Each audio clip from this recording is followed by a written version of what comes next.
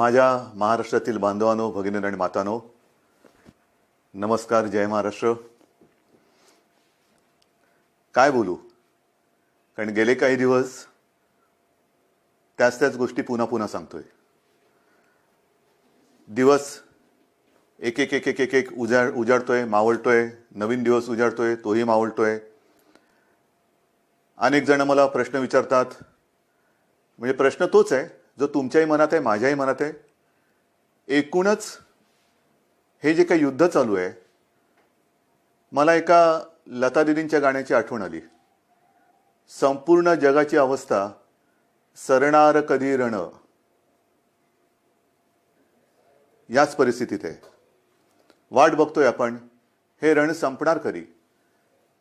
आणि हे रण लढताना, युद्ध लढताना मागेही आपल्याला बोललो होतो की शत्रू समोर असेल तर आत्तापर्यंत आपण हिंदुस्थानी सगळे जे आहेत, सगळे माझे महाराष्ट्रातले माता भगिनी बांधव आहेत, त्यांनी एक गाव दोन तुकडे करून ह्या शत्रूचा कधीच नायनाट केला असता.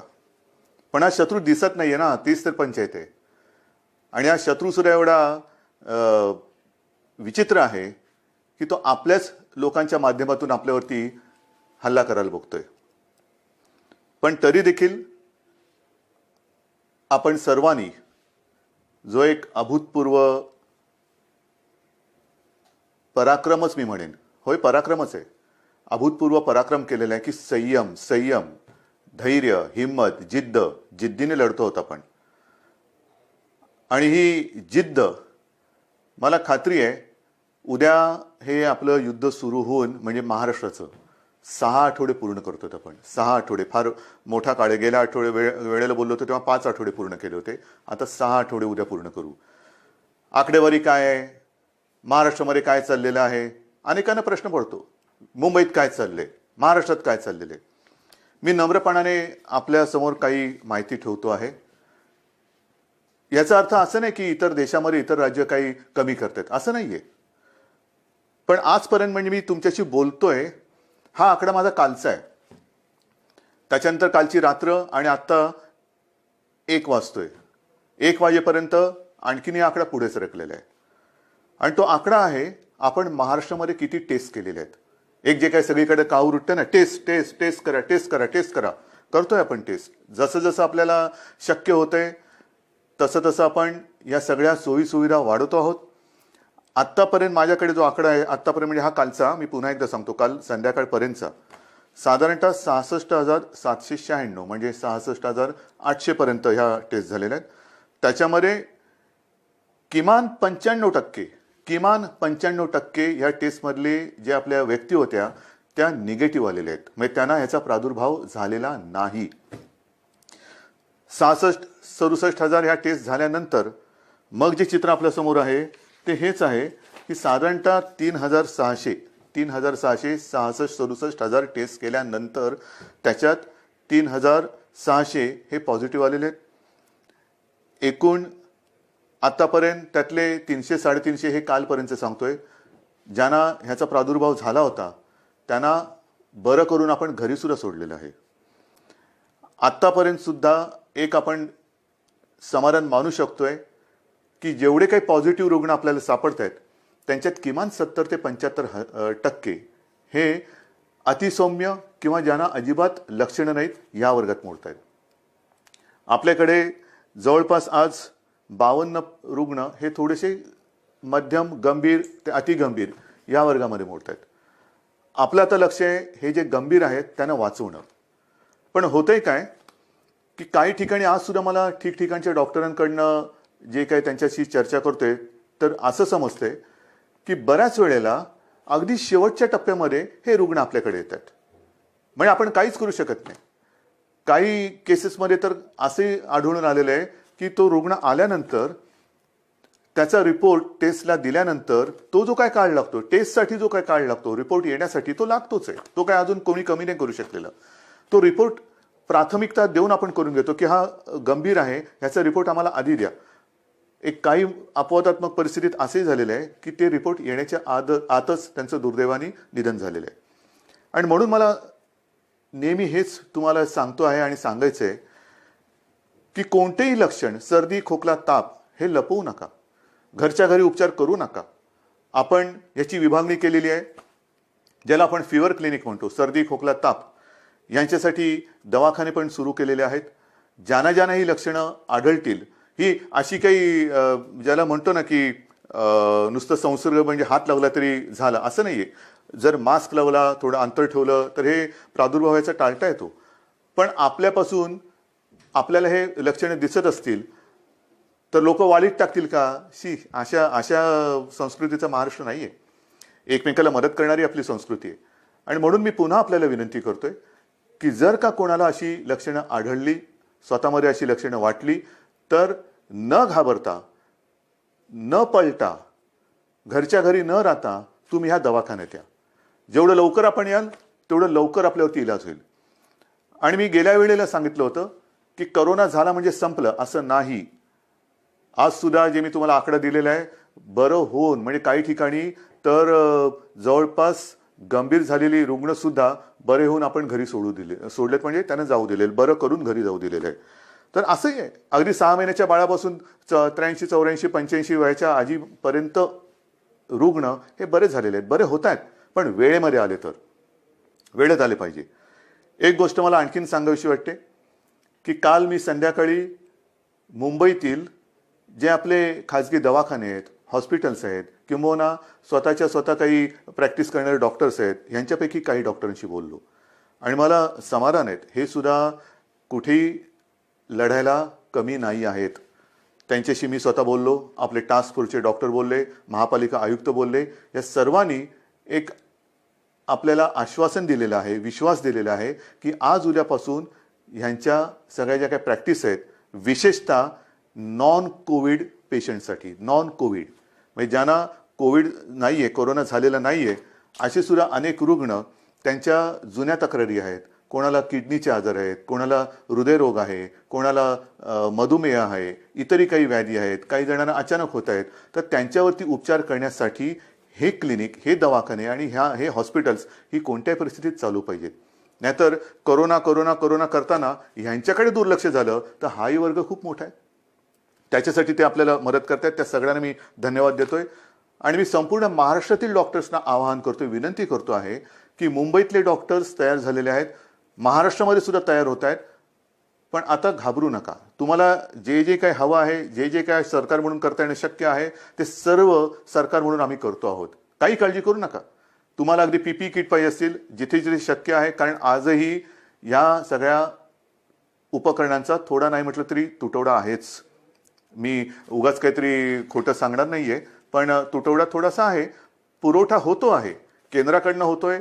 राज्य सरकार सुद्धा जिथून जिथून शक्य होईल तिथून हा जो काही उपकरणांचा आपल्याला पुरवठा होऊ शकतोय, त्यांना संपर्क करून त्यांच्याकडनं सुद्धा घेतोय. म्हणजे हे होत आहे, परिस्थिती सुधारते, नक्कीच सुधारते.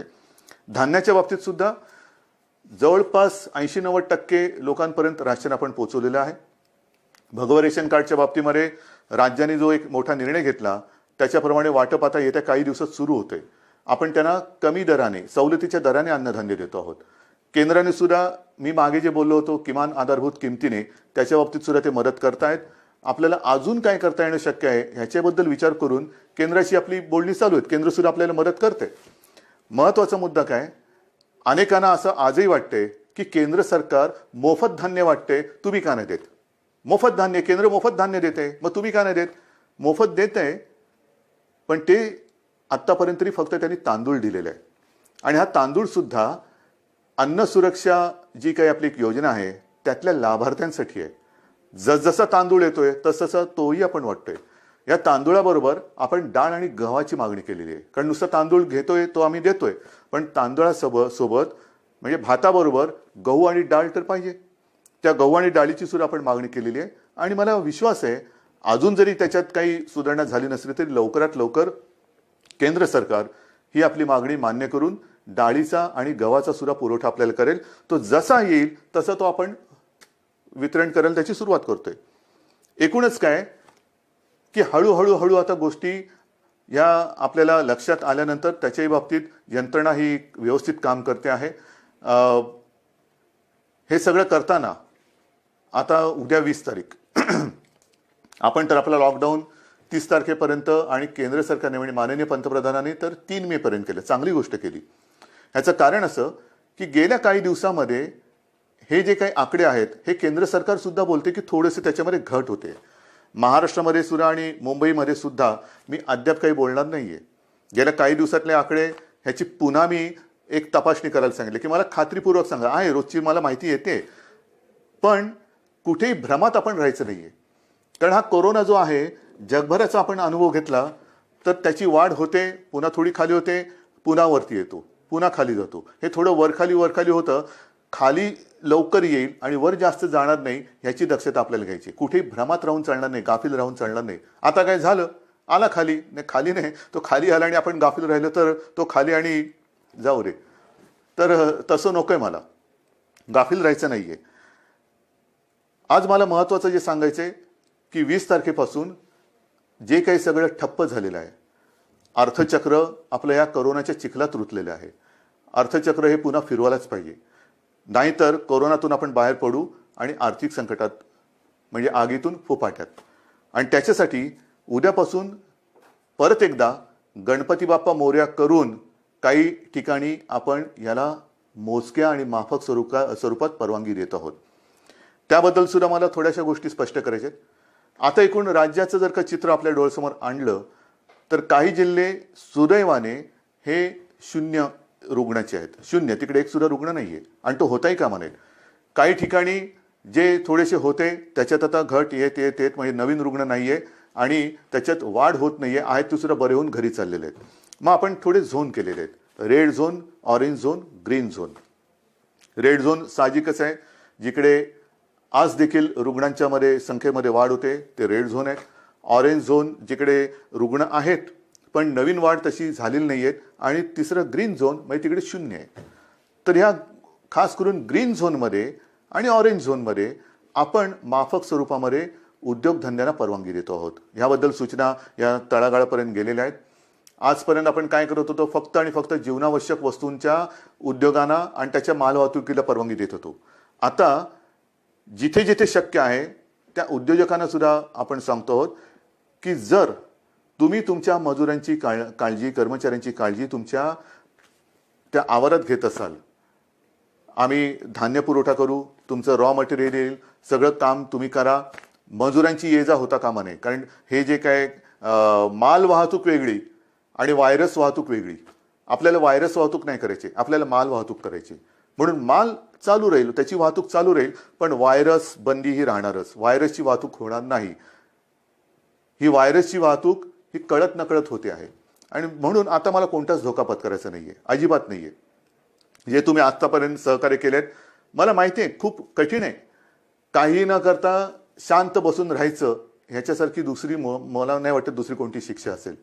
पण ती शिक्षा सुद्धा तुम्ही एक तुमचं कर्तव्य म्हणून भोगता आहात, सोसता आहात.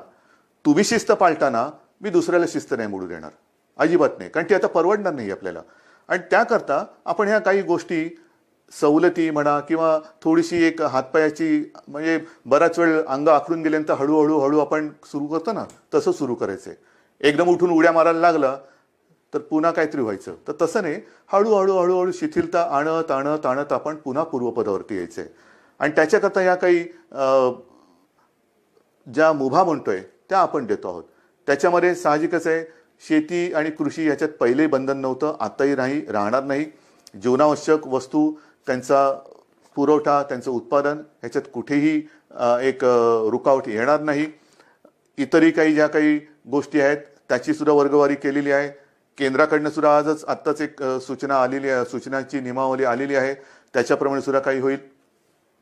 म्हणजेच काय की एक लक्षात घ्या की जिल्ह्याच्या विषयी आपण उघडत नाही आहोत, अजिबात नाही. या जिल्ह्यातून त्या जिल्ह्यात जायला अजूनही परवानगी दिलेली नाही.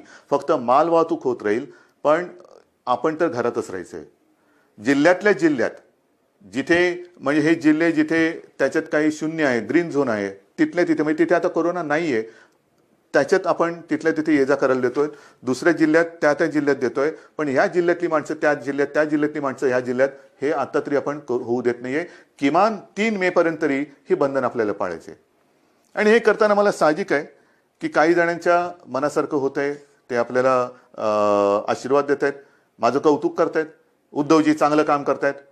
काही जणांच्या मनासारखं होत नाहीये, साहजिकच आहे, ते माझ्यावरती थोडेसे रागावले असतील.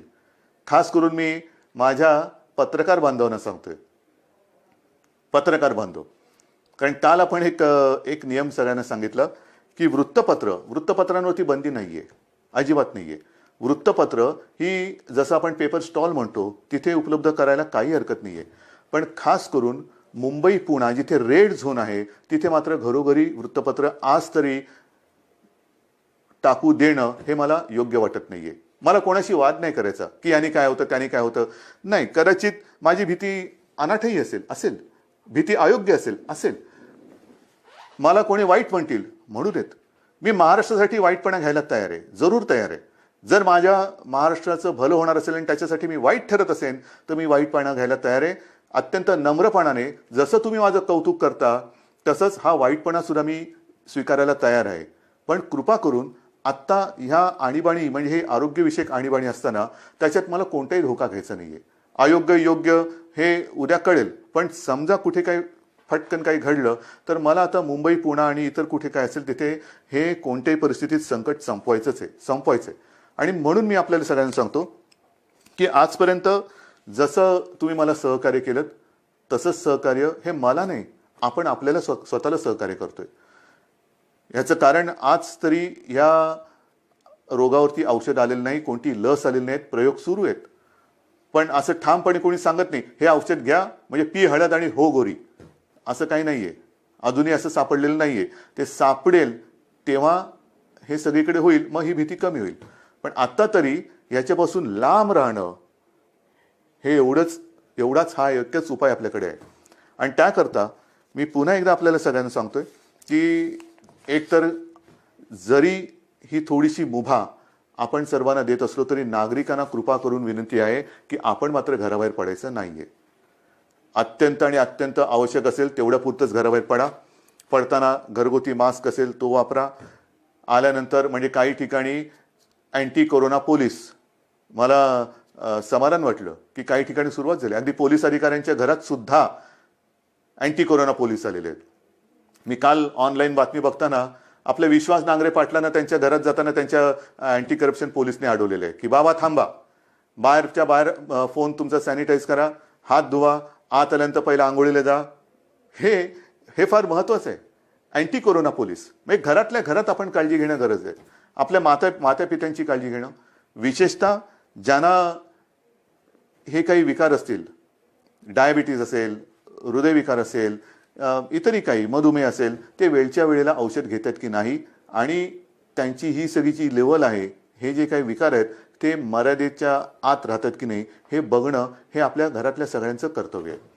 काही ठिकाणी मला अशी मेसेज येत आहेत की लहान मुलं आपल्या वाढदिवसाचे पैसे, आपल्या खेळण्यासाठी साठवलेले पैसे, कोणी सायकलसाठी साठवलेले पैसे हे मुख्यमंत्री सहायता निधीला देत आहेत.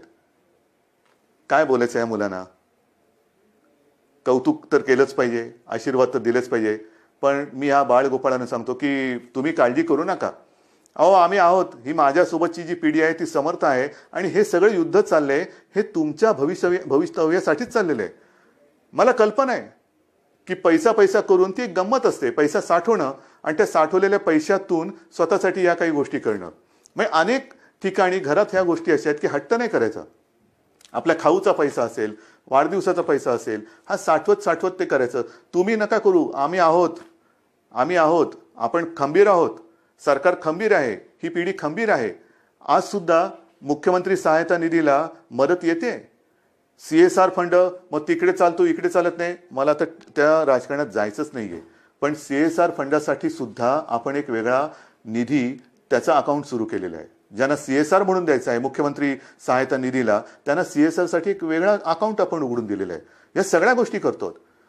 आणि त्याचबरोबरीने घरामध्ये राहून थोडीशी एक अस्वस्थता येते, बेचैनी येते, काय करायचं कळत नाही, मग कोणाला विचारायचं, घरी कोण आहे. 2 गोष्टी आपण सुरू केलेल्या आहेत. एक तर खरं म्हणजे महाराष्ट्रामध्ये याची गरज नाहीये, कारण महाराष्ट्र आपला हा सुसंस्कृत आहे.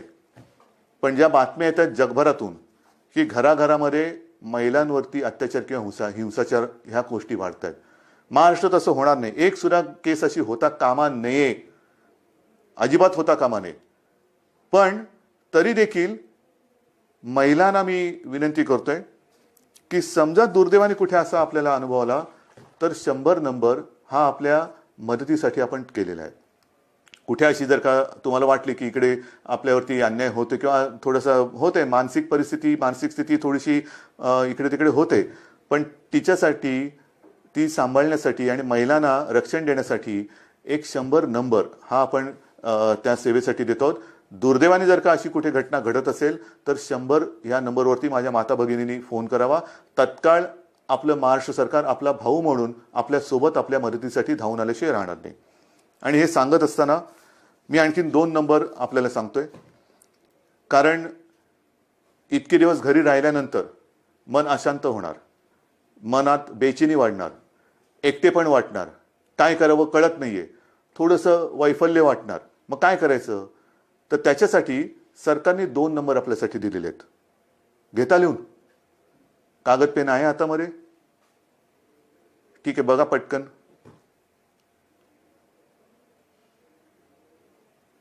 घ्या लिहून. पहिला नंबर आहे तो मुंबई महापालिका आणि बिर्ला. अनेक स्वयंसेवी संस्था आपल्याला विविध रूपाने मदतीला येत आहेत. कोणी अन्नधान्य देत आहे, कोणी पैसे देत आहे, कोणी उपकरणं देत आहे, काही या सेवा देत आहे. त्याच्यामध्ये बिर्ला आणि मुंबई महापालिका ह्या दोघांनी मिळून एक सेवा सुरू केलेली आहे. नंबर नीट लिहून घ्या. 1800 लिहिलात? 1800 120 820050. पुन्हा एकदा सांगतो. 1800 120 820050. हे मुंबई महापालिका आणि बिर्ला यांच्या सौजन्याने आहे. दुसरा नंबर जो आहे त्याच्यामध्ये आपला आदिवासी विभाग आहे. त्या आदिवासी विभागाने एक जबाबदारी घेतली, त्यांना सुद्धा धन्यवाद देतो. त्यांच्यासोबत प्रोजेक्ट मुंबई ही एक संस्था आहे आणि दुसरी प्रफुल्ला. ह्या तीन जण मिळून त्यांनी सुद्धा ही एक सेवा सुरू केलेली आहे. तोही नंबर देतो. तो नंबर घ्या. 1800 बरोबर आहे. 1800 102 4040. सांगू परत? घ्या. 1800 102 4040. तर असं हे आपण जे काय करता येणं शक्य असेल ते करतोय. पण तूर्त 3 मे पर्यंत बाकी सगळ्या गोष्टी ह्या लॉकडाऊन मधल्या तशाच बंद राहतील. कोणत्याही स्वरूपाचे धार्मिक, राजकीय, सांस्कृतिक कार्यक्रम हे महाराष्ट्रामध्ये होणार नाही. कोणत्याही प्रकारची रेल्वे वाहतूक, विमानाची वाहतूक ही महाराष्ट्रात, मुंबईत होणार नाही. वृत्तपत्र माझ्या बांधवांना त्यांना सांगतोय की काल मी काही जबाबदार संपादकांशी आणि व्यक्तींशी बोललो. त्यांना नीट समजून सांगितल्यानंतर त्यांनाही हे लक्षात आलेलं आहे. येत्या 2-3 दिवसात मुंबई पुन्हा वगळून इतरत्र महाराष्ट्रामध्ये आपण काय करू शकतो त्याच्याबद्दल आपण निर्णय घेतो आहोत. काळजी करू नका. सगळ्यांनाच कामं करण्याची इच्छा आहे. कोणालाच असं वाटत नाहीये की हे बंधन आपल्याला फार हितकारक आहे. अजिबात नाहीये. शेवटी बंधन टाकणं ही आनंदाची नाही तर अत्यंत क्लेशकारक गोष्ट असते. तुम्हाला मी उलट मुख्यमंत्री म्हणून आणि सरकार म्हणून आमचं काम असं आहे की जास्तीत जास्त स्वातंत्र्य, एक मोकळेपण हे आपल्या जनतेला द्यावं, आनंद त्यांना द्यावा. पण ही परिस्थिती अशी आहे की सगळ्यांना बंधन आणण्याची एक विचित्र परिस्थिती या सरकारवरती आणि संपूर्ण जगावरती आलेली आहे. मला खात्री आहे की ह्या सगळ्या गोष्टी आपण समजून घेत आहात. समजून घेतल्या नसत्या तर तुम्ही सहकार्यच केलं नसतं. विशेषतः जे इतर राज्यातले मजूर सुद्धा आहेत त्यांनी सुद्धा आता सहकार्य करण्याचं एकूण मला दिसतंय की ठरवल्यासारखं आहे, कारण ते सुद्धा शांत झालेले आहेत. त्यांच्यासाठी मी पुन्हा बोलतो कि केंद्र सरकार के साथ हमारी बात चल रही है. आने वाले कुछ ही दिनों में मुझे पक्का भरोसा है, विश्वास है कि कुछ ना कुछ तो रास्ता निकल कर आएगा. और आप चिंता मत करो, महाराष्ट्र में आहिस्ते आहिस्ते हम काम शुरू करने जा रहे हैं. अगर संभव है तो आप आइए, काम पर लौट आइए, आपकी रोजी रोटी चालू रहेगी. और जिस दिन ये माहौल है ये खत्म हो जाएगा, मैं आपको वचन देता हूं कि आपके घर तक महाराष्ट्र सरकार आपको पहुंचाएंगी. लेकिन हम चाहते हैं कि आप जब भी घर जाएंगे पूरा परिवार आपका वहां होगा, आप यहां हैं.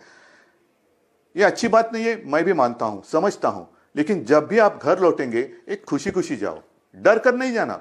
वो भी डरे हुए हैं, आप भी डरे हुए हैं. आप उनको बता दीजिए हमारे महाराष्ट्र में हम हैं, महाराष्ट्र की सरकार हमारा अच्छा ख्याल रख रही है. आप हमारी चिंता ना करें, आपकी भी चिंता वहां की सरकार आपका ख्याल रख रही है, तो आप भी चिंता ना करें. लेकिन सब संभल कर रहिए. ये दिन कुछ ही दिनों का सवाल है, ये भी दिन निकल जाएंगे और फिर से मुझे पक्का भरोसा है खुशी की दिन लौट आएंगे. और इन शब्दों के साथ सबको मैं आभार व्यक्त करता हूं, धन्यवाद देता हूं. सगळ्यांना जय हिंद, जय महाराष्ट्र. लढायचंच आणि जिंकायचंच.